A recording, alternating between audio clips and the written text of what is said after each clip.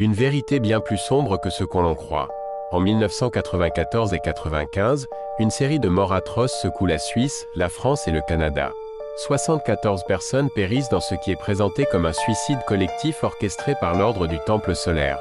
Mais si la version officielle cachait quelque chose de bien plus sinistre. Le trou de l'enfer, Vercors, France. Une mise en scène macabre. Dans la nuit du 15 au 16 décembre 1995, 16 adultes et 3 enfants âgés de 2, 4 et 6 ans sont immolés dans une clairière isolée, surnommée le trou de l'enfer, sur le plateau du Vercors à Saint-Pierre-de-Chérennes, Isère, France.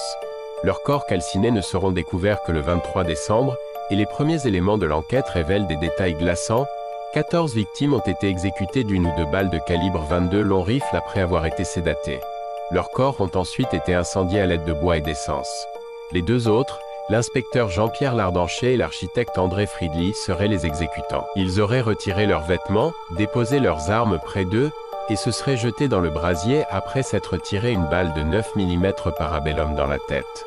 L'affaire est confiée à la section de recherche de la Gendarmerie nationale de Grenoble et aux experts de l'Institut de recherche criminelle de la Gendarmerie nationale. Le procureur ouvre une information judiciaire pour assassinat et association de malfaiteurs.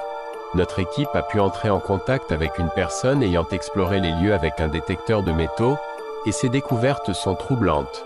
Des balles percutées retrouvées, alors qu'il ne devait y avoir que des suicides. Des boutons de vêtements et fermetures éclairs brûlés, signe de violence extrême. Des marques de brûlures suspectes sur les lieux, suggérant un scénario bien différent. Ce que la version officielle ne dit pas. Certains corps, dont ceux des enfants, ont été retrouvés disposés en étoiles, rappelant un rituel macabre. Tous n'étaient pas volontaires, des victimes ont été droguées, exécutées, voire brûlées vivantes.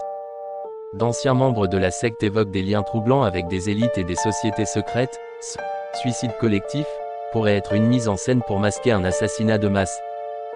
Vrai suicide rituel ou exécution déguisée? Dites-nous en commentaire ce que vous en pensez.